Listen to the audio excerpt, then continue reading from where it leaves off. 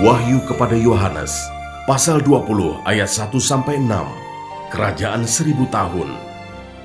Lalu aku melihat seorang malaikat turun dari sorga, memegang anak kunci jurang maut dan suatu rantai besar di tangannya.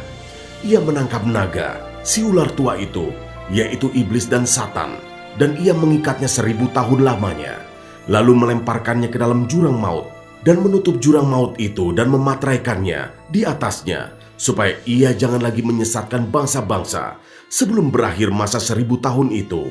Kemudian daripada itu, ia akan dilepaskan untuk sedikit waktu lamanya. Lalu aku melihat tahta-tahta dan orang-orang yang duduk di atasnya. Kepada mereka diserahkan kuasa untuk menghakimi. Aku juga melihat jiwa-jiwa mereka yang telah dipenggal kepalanya karena kesaksian tentang Yesus dan karena firman Allah, yang tidak menyembah binatang itu dan patungnya, dan yang tidak juga menerima tandanya pada dahi dan tangan mereka. Dan mereka hidup kembali dan memerintah sebagai raja bersama-sama dengan Kristus untuk masa 1000 tahun.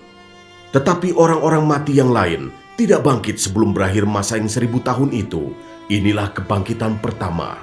Berbahagia dan kuduslah ia yang mendapat bagian dalam kebangkitan pertama itu.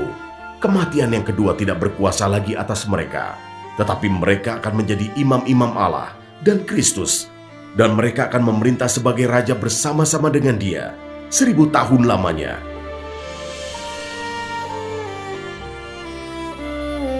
Ayat 7-10, Iblis dihukum. Dan setelah masa 1000 tahun itu berakhir, iblis akan dilepaskan dari penjaranya, dan ia akan pergi menyesatkan bangsa-bangsa pada keempat penjuru bumi, yaitu Gog dan Magog, dan mengumpulkan mereka untuk berperang, dan jumlah mereka sama dengan banyaknya pasir di laut. Maka naiklah mereka ke seluruh dataran bumi, lalu mengepung perkemahan tentara orang-orang kudus dan kota yang dikasihi itu. Tetapi dari langit turunlah api menghanguskan mereka, dan iblis yang menyesatkan mereka dilemparkan ke dalam lautan api dan belerang, yaitu tempat binatang dan nabi palsu itu, dan mereka disiksa siang malam sampai selama-lamanya.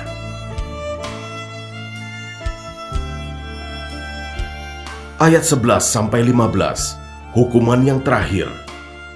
Lalu aku melihat suatu tahta putih yang besar dan Dia yang duduk di atasnya.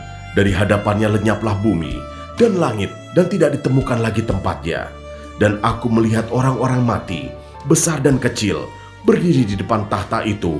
Lalu dibuka semua kitab, dan dibuka juga sebuah kitab lain, yaitu kitab kehidupan. Dan orang-orang mati dihakimi menurut perbuatan mereka, berdasarkan apa yang ada tertulis di dalam kitab-kitab itu. Maka laut menyerahkan orang-orang mati yang ada di dalamnya, dan maut dan kerajaan maut menyerahkan orang-orang mati yang ada di dalamnya, dan mereka dihakimi masing-masing menurut perbuatannya. Lalu maut dan kerajaan maut itu dilemparkanlah ke dalam lautan api. Itulah kematian yang kedua, lautan api.